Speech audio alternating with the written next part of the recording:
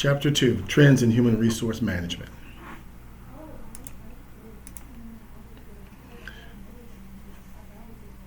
Learning objectives. Describe trends in human force composition and how they affect human resource management. Summarize areas in which human resource management can support the goals of creating a high-performance work system. Define employee empowerment. Explain its role in the modern organization.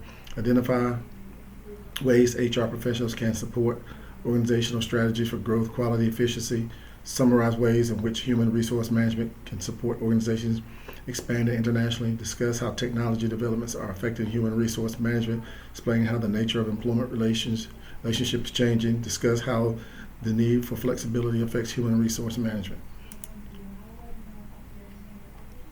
So when we look at change in labor force, you have an internal labor force, which is the organization's workforce includes employees and people who have contracts at the organization. Internal labor force has been drawn from external labor force. So the internal labor force is all you folks in-house that you have, and they're not always in the internal. They had to be external at some point when you brought them in. External labor market. Individuals who are actively seeking employment. The number and kinds of people in the external labor market determines kinds of human resources available for organization. So the external market is basically your applicants and the skill sets that they have. An aging workforce. Workers aged 55 and older continue to be fastest growing workforce group. The number of young workers between 16 and 24 is decreasing. Considerations: planning retirement, retraining older workers, motivating workers whose careers have plateaued, controlling the rise cost of healthcare and other benefits attract young workers. So when you look at planning for retirement, what you do find with the number of people who are working over 55 and stuff, a lot of times, they're trying to prepare for retirement. You have the situation also too where you have more people in the workforce who are older, who are getting retrained to stay and work longer because they may have had some obsolete skills or whatever else. And realistically, if they're able to continue working and producing, but just need to retraining, this is where the retraining comes in. Motivating workers whose careers have plateaued. Sometimes this is something that I've seen throughout the years where people like, I've gotten stale in my career, kind of plateaued. I'm looking for something else. So now you're looking for a change. And sometimes they'll change careers, but they'll continue to work. Controlling the rising cost of healthcare and other benefits. This is something that's very significant when you're looking at, you have employees, you have to offer packages, you have to offer benefits. One of the things you have to look at is the cost associated with them. This is a big financial burden for a lot of organizations. So they have to try to figure out how to try to stay on top of that and offer benefits and be competitive with other people. Attract and retain young workers. If you're not attracting the right type of young workers, if you're attracting young workers and you're not offering packages and things and benefits or perks that they would like to have, they have no loyalty to your organization and they will leave. An aging workforce. Today's workforce often brings together 4 or 5 generations. Older workers may choose to work part-time or take temporary assignments. Creates a need for understanding the values and work habits that characterize each generation. HR managers need to address generational differences. So when you look to see with the older workers out there, theoretically, you can have 4, 5 generations working under an HR manager, under his umbrella. And if that's the case, you have to understand they're different. The Gen X, when you look at Gen Z, the millennials are going to be very different from baby boomers. HR managers have to know how to address situations and differences between all the generations. One of the things you can't get involved in is saying, well, this generation is better than another because they do this. They're all going to be different. They're all going to bring good stuff. They're all going to bring bad stuff. Polling question: at what age do you expect to retire? Interesting question. And this question is going to vary depending upon who you talk to and what type of career field they're in. For instance, people in the United States military normally work 20 years minimum and then retire. So if they went in at 19, they're retiring at 39. So you can see this is vary, but also retiring it early also means they're probably going to go back into the workforce. Monitoring programs. As more and more the workforce reaches retirement age, some companies have set up monitoring programs between older and younger workers so that the knowledge is not lost but passed on.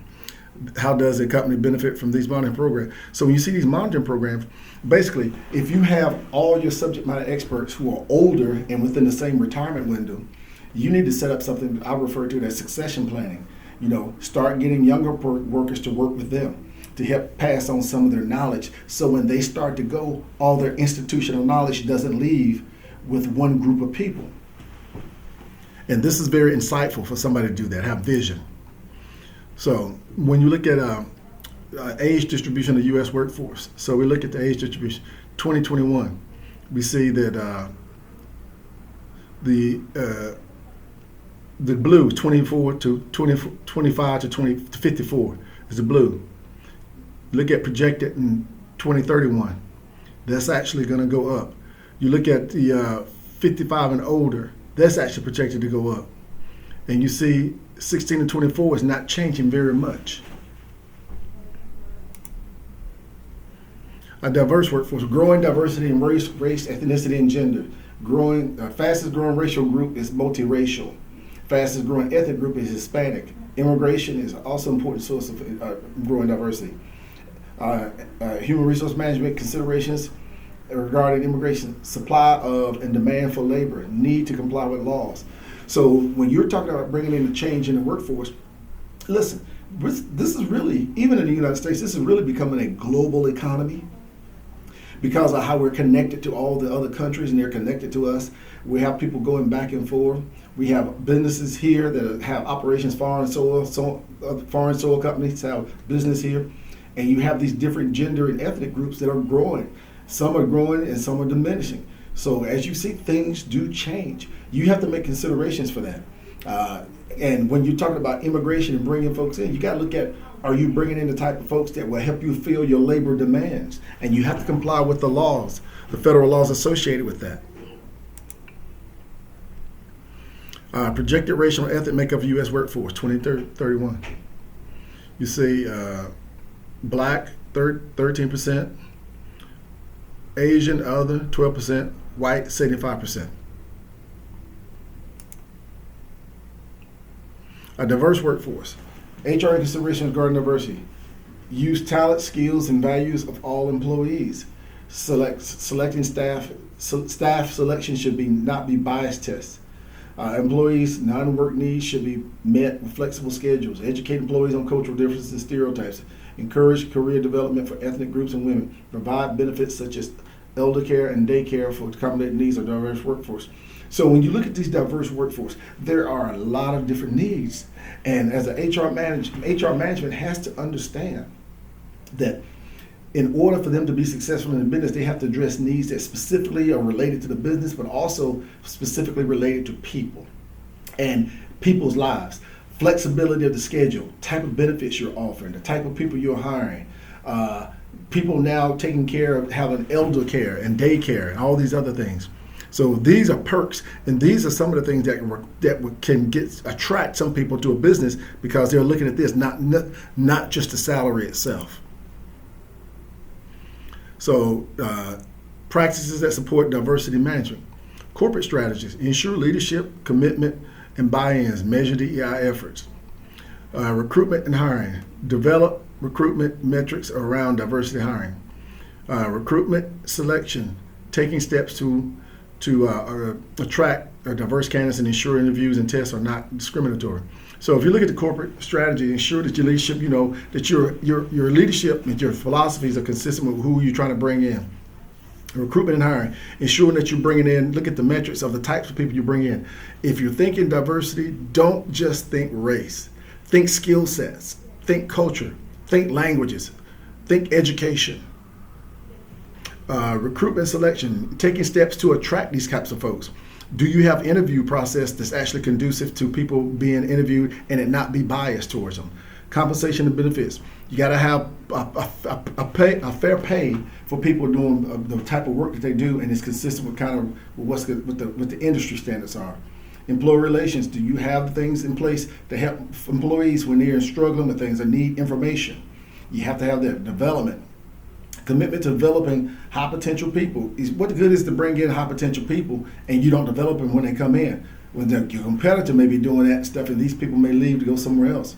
Communication, to communicating that the benefits of diversity in management and employees, communicating what your philosophy is and practice what your philosophy is. Change in the labor force, skills deficiencies of the workforce. So when you look at this, you look at your skill deficiencies of the workforce. Do you have the people who have the necessarily pertinent skills? And you see the desired skills today: mathematical, verbal, interpersonal, decision-making, computer, technology. And depending upon the types of companies you are and the type of positions that you have, you may hire more people who are tech and more people who are verbal or more interpersonal. I'll give you an example. If you are working in social services, they won't have a high need for a bunch of tech people. They will have a great need for a bunch of people with interpersonal skills.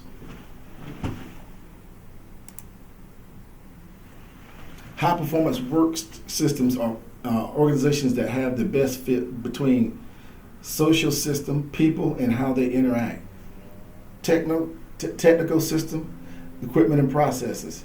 Trends in the high performance workplaces. Reliance on knowledge workers, empowering employees to make decisions, use of teamwork. So when you look at high performance work systems and stuff, these things work like well-oiled machines. And they get things done. And how they get things done is through people. I always tell folks, people forget a lot of times, how do we get things done? It's through people. And because people have to use the technology, all the other things. So when you have these people who are working well together, they understand technology, and you empower them to make decisions and stuff. This will promote a high performance work system.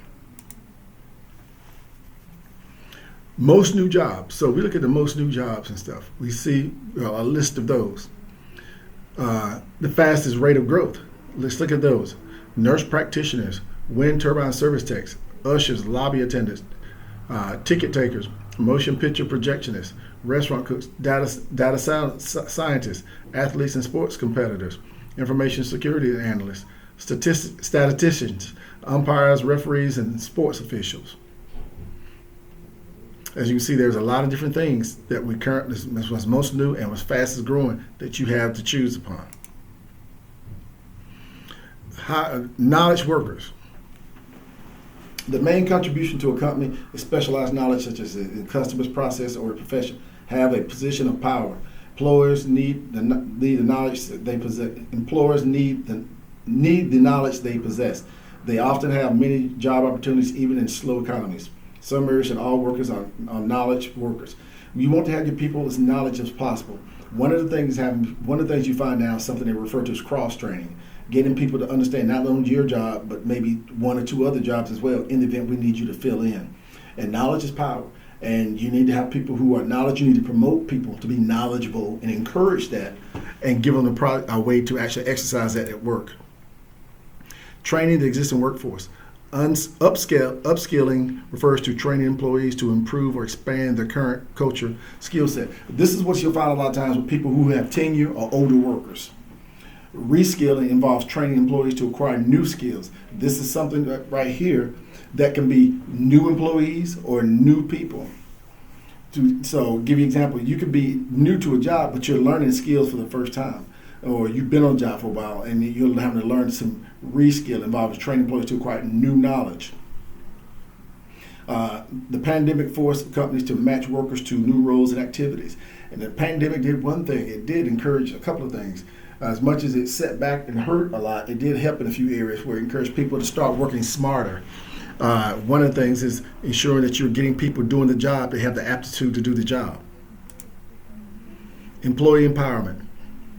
So when you look at employee empowerment, this is where you're going to encourage people to take ownership, allow them to exercise decision, make more decision, give them more autonomy of decision making, and encourage them to do so. You're going to have some of these employees are going to be given positions where they may not be in management, but they may be leading projects, things along those lines. So one of the things you want to do is encourage that, empower that. And when you do this, a couple of things you find out: you have more happy employees, you get better results, sometimes you get better customer service, you get lower turnover.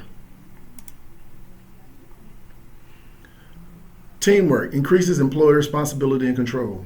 Virtual teams rely on communications technology to stay connected and virtual. So when you look at the teamwork, whether you are all co-located or you're international, this is one of the things that many people are going to find themselves doing in the real world and start working is working in teams. Well, sometimes they can be in multiple countries, but at the end of the day, they still have to function as a team to be able to get things done.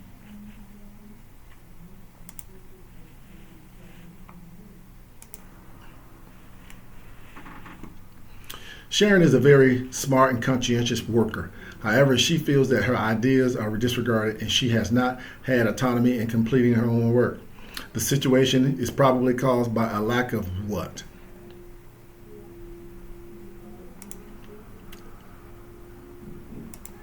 That would be employee empowerment. This is somewhere where she's not empowered, she's not happy, and I can show you she probably won't stay there but so much longer. Focus on strategy. HRM must support company strategy by aligning policies and practices with company goals, supporting company decisions through quality improvement programs and mergers. So you find the company that's got goals and stuff they set up, and this is what they have ideas how they want to go about, how they want to do things. Well, HR has to set back and try to come up with policies and stuff that supports these practices. And they have to pass policies and write new policy stuff that's actually designed to help the company be successful with their new missions and their new endeavors. Business strategy issues affecting HR. High quality standards, mergers and acquisitions, expanding into global markets, cost controls. So when you look at this, high quality standards, that comes at a price. And so that's going to cost a little bit to do that. But, you should actually look at bottom lines is invest. It's like say invest in your organization and have high quality standards. Mergers and acquisitions. This requires money where people are trying to grow the business. They're merging some divisions or they're merging their companies, whatever. Expanding to global markets. Extremely expensive. And it's one of the kind of things when you look at, say, you know what, we got to focus on the strategy about how do we want to grow and become an international company. Cost controls, how do you keep them down? You have to keep those things down. There's an old expression, it's not necessarily what you bring in, it's what you also are spending out. Bring it down. Even if the profits don't go up so much, reduce the cost, and that'll actually increase the revenue as well. Focus on strategy. Mergers and acquisitions. Mergers, two companies becoming one. Acquisitions, one company buys another. HR must be involved in resolving inevitable conflicts between company practices. So when you talk about two companies becoming one, I can tell you right now, you think about that. That can be very difficult because one of the things I can tell you is you got to look at how many people you're going to keep, how many you're going to let go, and when you start merging in, merging the management stuff, who do you keep in that, and do they have resentment or do they still think like the way they used to? Acquisitions, one company buys another one. So this is when one company might be ABC company bought XYZ, but it doesn't merge and become one. It still is XYZ still operating. HR is involved in all of that. High quality standards. Many companies use total quality management. So it provides guidelines for all the organization's activities. Quality improvement can focus on HR functions, applying data to improve business processes. So when you're coming in there and you're looking at it, this is provide guidelines for all the activities in the organizations coming out of HR. So when you see when HR is like got their tentacles in their arms into everything, because one of the things to do, it protects the organization. Methods and processes are designed to meet the needs of internal and external customers. So when you look at the methods and process, not only the folks who work there, but also the people that you're selling to or you're catering to. Every employee receives training in quality. You want everybody on the same sheet of music. You want everybody to understand what it is we do and what level we do it to. Quality is designed into a product or service to prevent errors from reoccurring. And by doing this, this is how you reduce those types of errors because they can be costly. Organization promotes cooperation with vendors, suppliers, and customers to improve quality and hold costs down. Bottom line, you have these working relationships with people because you're trying to keep costs down. And what you find a lot of times, these are mutually beneficial relationships. Managers measure progress with feedback based on data. One of the things I've always said, one of the easiest ways to find out what is something going on and stuff is talking to people, looking at data. Does the data support what people are telling you? And that's very important. Cost control. Some organizations have low cost, low price strategy. These organizations rely on HR to identify ways to limit costs of maintaining a qualified, motivated workforce. Listen, there's costs associated with a workforce that's constantly turning over. If you have constant turnover, that's one of the things you never get is people who get to the point where they're able to work smart and get really good and efficient. So HR is involved in it. How do we keep these type of people here? HR must lower costs without compromising quality. HR can help the organization use human resources more effectively and make HR processes more efficient. Can support efforts to downsize, re-engineer, or outsource to control costs. So they're involved in the talent acquisition, the maintaining of the talent, and the promotion, or etc. Downsizing. Downsizing, a lot of times you've heard of this, it's being referred to as getting laid off, laying off people. Challenge to surgically reduce workforce. So when HR is getting involved in this, they're going through to determine where should you be making these cuts, or where can you afford to make these cuts, and how can you do it the various means, whether it be early retirement for some people, or a reduction or termination for some, or reclassification to some other people after you get some people out. And HR must boost morale for the remaining workers. After you go through and get rid of people and you have a reduction, downsize, and layoff, now the other people left, a lot of times they're feeling dejected or feeling like they have a target on their back. You got to figure out a way, HR's got to figure out a way to help lead that charge to help keep these people motivated and keep their eye on the prize. Number of job cuts announced by employers during the past decade. So when you see over the past decade, 2020 was a big one. Well, if you think back, what happened in 2020? COVID-19. And this was global. It knocked a hole in us globally and stuff. So all countries felt it and stuff. As you see, it went back down in 2021 and 2022. COVID-19's impact today. COVID-19 pandemic caused major layoffs and furloughs in U.S. businesses in 2020. Continues to impact business operations, including HR. Congress passed several pieces of emergency legislation to lessen the blow from this catastrophic event. So even when this happened, this wasn't just affecting U.S. Remember, I told you we're in global society now. We're in a global economy. Whether people like that or not, we are. This was felt worldwide. It wasn't just here. There were some countries and some businesses that did better than others. Re-engineering. Complete review of a company's critical work processes to make them more efficient and able to deliver high quality. So how HR competencies goals may change dramatically. So this is when HR's got to get in there and say, you know what, we got to change the mindset and what we do and how we do things, because what we used to do is no longer working with the new strategy, what we're trying to do. So where we're trying to go. Outsourcing. Outsourcing is basically when you say, you know what, would it be cheaper for us to take this service and provide it to someone else who has an expertise in it, who outside of our organization? Could we pay somebody to do this cheaper than we could pay somebody to stay on payroll here? So if I'm paying payroll, I'm paying benefits and everything else. If I'm paying a contractor, I'm just paying a flat rate. So they have to make the decision on when and if it's a good time to do outsourcing, and what specific or type jobs would it be outsourced, or duties. Expanding into global markets. So offshoring moves operations to countries where the rates are lower. A lot of times you hear about this where companies historically moved out of the U.S. and moved into Mexico or India. Reshoring, reestablish operations back to country where companies headquartered. So, sometimes you find that they come back a lot of times for various reasons. Sometimes it might be because the government may have passed some particular tax breaks, or who knows what it could be. Hiring from developing nations has some challenges. So you have a lack of familiarity with the technology, corporate practice, political, economic instability, and effect on motivation and recruitment. And also the culture and stuff going in there. It has its challenges to go in there and to try to set up. Particularly if the way you want to do business and that your conduct of business and your philosophy contradicts with some of the practices in that country. International assignments, expatriates, employees assigned to work in other countries. These people, they go through HR and HR assigns them out there and they have to help them, with all the international. You think about this. So you're talking about different taxes, And you're talking about citizenship and status and visas and all these other types of things. Where immigrants to the United States come from. Look at that. Asia is 40%. North America, 32%. South America, 10%. Africa, 9%. Europe, 8%. Other, 1%.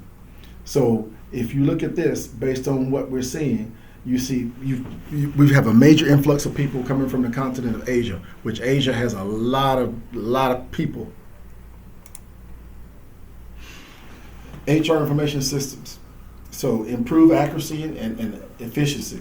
So when you look at these HR information systems and stuff, this is a way to help organizations to track and organize and keep things readily accessible and help people with daily activities. Also helps you avoid the lawsuits. It provides data at a moment's notice, and and people can use them for all types of reasons. So, keeps you from getting sued. I mean, cloud computing expands the HRS, Human Resource Information System. Organizations can set up intranet to protect information so people can have access through the intranet within the organization. So automated HR tasks. So look at this employee selection. You got software that can analyze interviews to provide data about candidates' behavior associated with particular characteristics.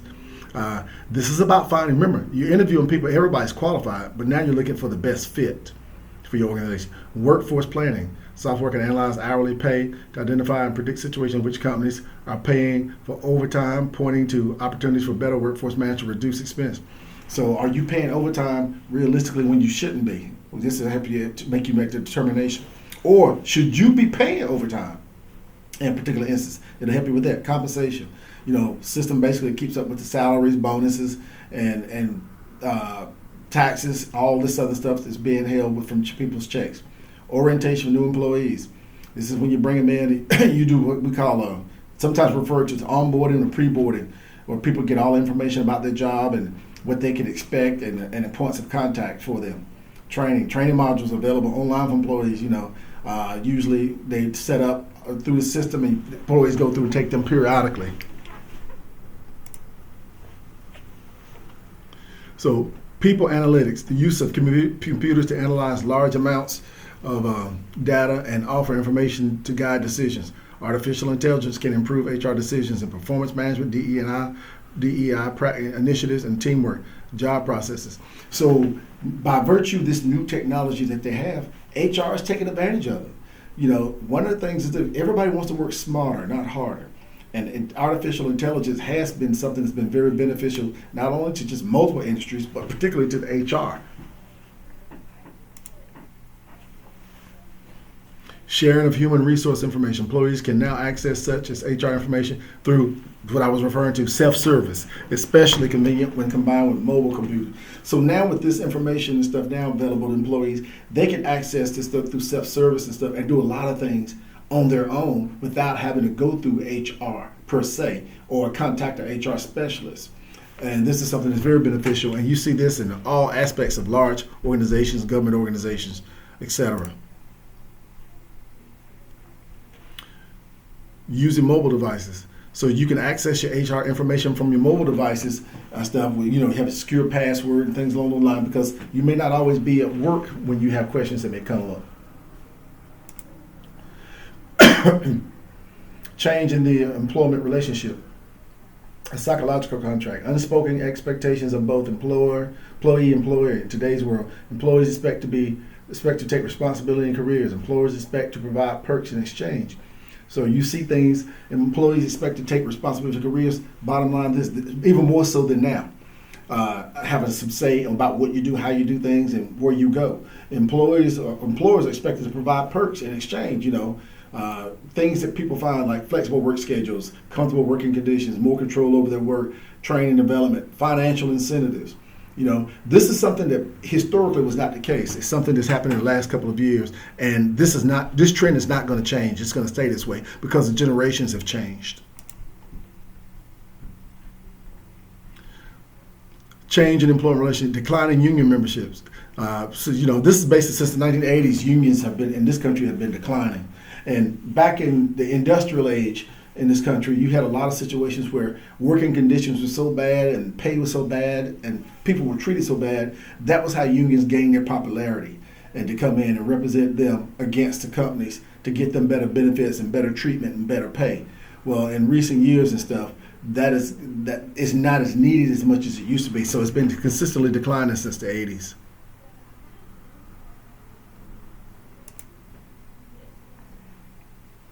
Flexibility allows an organization to quickly meet changing needs. Globalization has made the 40-hour work week obsolete. So you have in some countries they don't have 40-hour work weeks and stuff. We still see it here primarily, but in other countries you may not see the case. It's not as long and don't work as many hours. You have these alternative work arrangements, with contractors, on-call workers, temporary workers, all this. Whereas once upon a time you didn't see as much of that. People were actually just primarily employees. In a gig economy, workers are typically independent contractors who control when and where they work and how and often are assigned to work through a website or mobile app. So this is going to be like a remote job. You see more of those. And I will say that since COVID, those have actually increased, more remote jobs and stuff. And people realize there's some things that they can actually do remotely versus actually having to have a brick and mortar building. That concludes this chapter.